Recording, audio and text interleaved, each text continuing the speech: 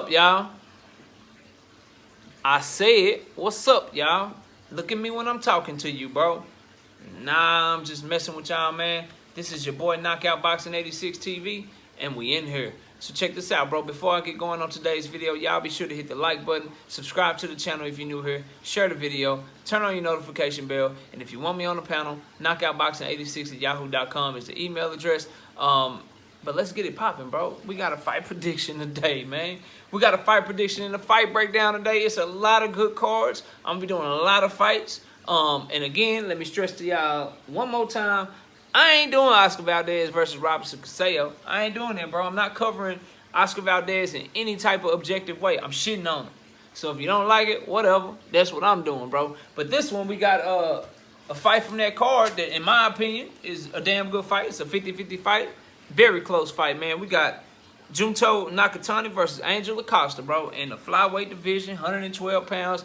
This is going to be a barn burner, bro. An exciting fight. The potential to be the fight of the weekend, bro. It's going to be a damn good fight.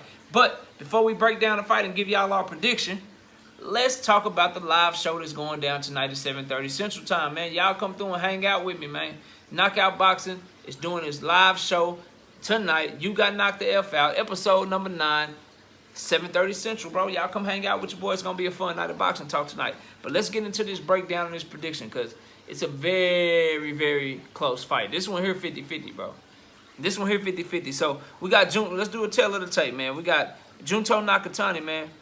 JUNTO Nakatani is out of Japan. He's 5'7", which is, believe it or not, that's tall for 112 pounds, bro. With a 67-inch reach. Again, a long reach for 112 pounds, bro, and he's 23 years old. You got Angel Acosta out of Puerto Rico. He's 5'4", 63.5 inch reach, and he's 30 years old. I usually write their records down, bro. I forgot to write their records. Hold on. Y'all give your boy a minute, man. I apologize. I forgot to write the records down. I couldn't remember it off the top of my head. There we go. Angel Acosta coming in with a 22-2 record with 21 knockouts, and he been knocked out one time. And then you got JUNTO Nakatani, 21-0 with 16 knockouts, bro. So they both got power, bro. JUNTO Nakatani is the WBO champion, man.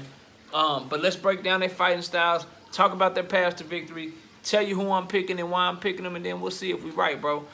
So let's do JUNTO Nakatani first, man. Let's do his fighting style first. I really like his versatility, bro.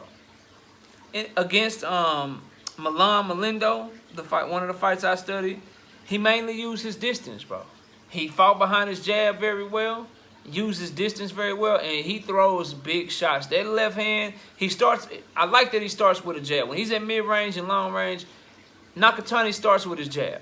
And then after that jab, he throws nice variations of left hands behind it. You want an overhand left? He got that. You want just a basic 1-2 straight left hand? Because he's a southpaw, so the left hand is his power hand. You want a 1-2 straight left hand? He got that. You want him to go down to the body with the left hand after throwing a jab up top? He got that. And then he'll get you comfortable with the jab and make it look like a jab, but then it'll come around as a hook, right? And he does all of that from mid-range to long range, mixing it up, throwing combinations, 3, 4, 5-punch combinations, up top, down low. Very versatile in terms of what he can do offensively from mid-range and from long range. Now, inside, he dominated the fight against Gamel Magramo on the inside, bro. Gamel Magramo kept coming in on him, kept pressuring him, and he showed that he can fight on the inside too, can Nakatani. He has nice hooks to the body on the inside. He knows where to put his head to absorb punches. He protects his body well on the inside because a lot of guys like to get in there and dig to the body because you can get more leverage on your shots. So he protects his body pretty well on the inside, but he's really good on the inside with throwing uppercuts, throwing hooks, and he can just fight from every range. Defensively, he's very, very tall for the weight class, so he kind of, his head is in the air. He doesn't have a ton of head movement, but he understands distance very well. He knows he's really good at taking a half step back to where, you know, shorter guys will lunge in on him, which, again, Angel Acosta is only 5'4", and he has a 4-inch reach disadvantage. His reach is 63 inches. Nakatani's reach is 67 inches, so that could play a huge factor in this fight, man. So, but Nakatani, while he doesn't have great head movement and great, you know, elusiveness, he can take a half step back. He has a good understanding of distance, and when he's at mid-range and when he's at long range, he knows how to fight to his height. He knows how to step out of range just a little bit to where you lunging in and he fires something back at you. Whether it's a right hand or a left hand, he can really fight Ken Nakatani. He's world champion for a reason, in my opinion. He's world champion for a reason. As for Angel Acosta, power in both hands, he's a high-level boxer himself. He's a high-level boxer himself, man. He got very good power in both hands. He looks to counter well. He does hold his left hand a little low sometimes. Head movement isn't the best, but he has good boxing skills, particularly offensively.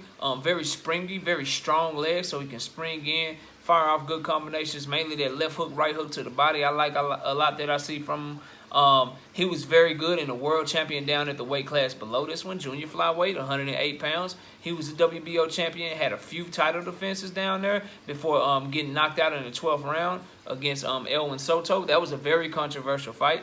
Elwin Soto caught him with a mean left hook in the 12th round in a fight that Angel Acosta was winning. He could very well be an undefeated fighter right now. He could very well be an undefeated fighter right now. Angel Acosta can really fight, like fight, bro. He can fight. But he got caught with the left hook. It's controversial, the decision, because Angel Acosta was winning that fight on all the scorecards, I believe. And then also, bro, he the referee just didn't even give him a count, bro. Like in a close-ass fight like that, championship-level fight, you give a fighter an opportunity, bro. Yes, was he out on his feet? Yeah. But what should have happened was you should have stepped in, gave him a standing 8 count, and if he wanted to continue, see if he could continue to fight, because he deserved to either go out on his shield or you know, get the victory, because it was a close-ass fight. Or if Elwin Soto could have finished him, that too. I just thought it was a little bit early, but overall, man, Angel Acosta got the goods, bro. He got the goods. He throws all of his punches with bad intentions, man. And his boxing skills and his feet, you could tell that he's well schooled. His feet placement and balance is very good. That's what gives him leverage and power on his shots. So this one here, man, it's a 50-50 fight.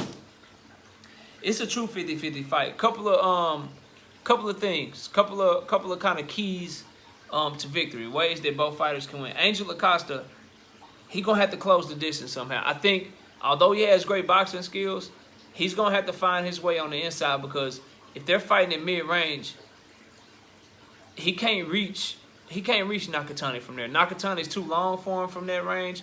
Nakatani's too his reach is too long, and his jab is very good. So he got to find his way on the inside the jab. Does Acosta? He has to, bro. He has to find his way inside the jab, hit that tall frame, that tall torso, because Nakatani is very tall, very lean. So hitting him on the body should be easier. Because I think if Acosta lunges in trying to hit Nakatani in the head, he gonna have to be wary of what's coming back at him, because the head moves. So Nakatani will, elude. He's, like I said, he understands distance very well. He'll elude the punch just enough to put himself in position to fire something back at you, and the shit that he firing back at you coming with bad intentions. So if you Acosta, I think the plan needs to be to close the distance, find your way inside on the jab, and start with the body, bro. He got to start with the body, in my opinion. If he starts this fight off trying to headhunt, I don't know if he'll be able to get there and land his shots before Nakatani will, because Nakatani is longer and he can keep himself just out of range while still keeping the other fighter, Acosta, inside of his range. For Nakatani, he can fight inside. Y'all saw me say that he can fight inside, bro. He can fight inside. He proved that in his last fight. He throws good hooks and good combinations to the body, good uppercuts on the inside. But I think his bread is gonna be buttered to where he has to fight to his height in this fight. He needs to put on a similar performance to what he did against Milan Melindo, bro. That's the type of fight that he needs to fight to have his best chance to win and to make the fight as comfortable for him as possible. Can he win on the inside? Yeah, because I think he got good inside fighting skills. But that's more dangerous for him, in my opinion, because his inside is if this makes sense, is his arms are longer. Him fighting on the inside is like mid-range for Acosta. That means Acosta's going to have, as the shorter guy, he can get more leverage on his punches on the inside, right? He can get more torque on his punches, on his hips and shit on the inside. So, whereas the longer fighter, Nakatani, his power is going to be on the edge of his punches. His power is when he can follow all the way through with those lean, arms and catch people on the end of his punches. So he got to keep the fight on the outside, and the way for him to do that He got a jab. He got a jab. Variate that left hand, but everything that he does must start behind the jab. It must start behind the jab. I'm predicting a knockout in this fight. I think both of these fighters throw a ton of punches.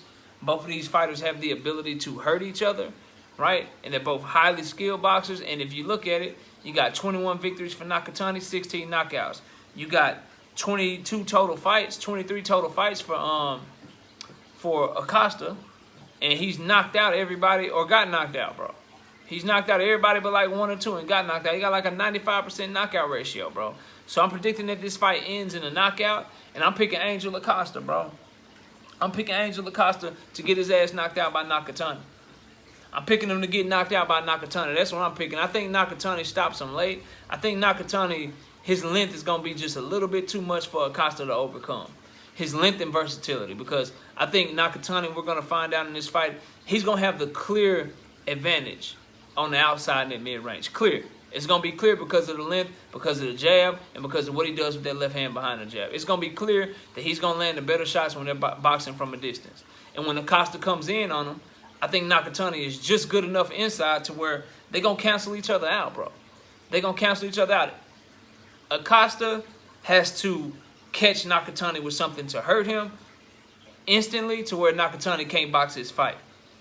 If Nakatani fights his fight, he can control the distance on this dude and really put on a good performance. And that's what I'm predicting he does. I think he'll be up. I'm not saying he's going to be blowing Acosta out. At the time of the stoppage, I don't think it's going to be one of those stoppages where kind of how Acosta and Elwin Soto went, were like, damn, bro, Acosta was winning that fight, but Elwin Soto caught him with a big-ass shot. I think this will be the type of knockout from Nakatani to where he stops him kind of mid to late, but he's been controlling the fight. Like, he'll be clearly up on the scorecards and get the stoppage, in my opinion. I really like what I see from Nakatani. I like the versatility. I like, and you know, fighters from Japan, you know he going to have that heart. You know he going to have that grit. They all do. So I'm not questioning that whatsoever. He's the younger fighter. He's 23. The other fighter, Acosta, is 30 years old. So I'm going with the younger fighter, the longer fighter, the naturally bigger fighter. Again, Acosta's coming up from 108. Most of his career, his success, and his knockouts were at 108. He's been at 112 and 114, and in those 2 weight classes, he fought 2 fights and got 1 knockout. In his most recent fight against a guy with 9 losses who had been stopped twice before, he couldn't get the stoppage. The power, I know 108 to 112 might not seem like anything, but that's something else to look out for. And that's another reason why I'm like, man, will he be the same devastating puncher that he was at 108? Because I know Nakatani's starching dudes at 112. So the records may say that Acosta has more power than Nakatani, but we don't really know. So we can call their power about equal, in my opinion, and that Nakatani is longer, and he has the opportunity to control the distance in this fight, and that's what I'm predicting that it'll do. So Nakatani, late stoppage by me. I'm predicting it's going to be a left hand because he throws a very, very nice left hand behind that jab, and I think he's going to catch Acosta with something. I think he'll bring his hands down, go into the body early, and then once Acosta try to have one of his hands down, that left hand coming over the top, and it's going to be a wrap, bro. That's what I'm picking. Nakatani. Who y'all got? Who y'all picking in this fight? This is a 50-50 joint, man.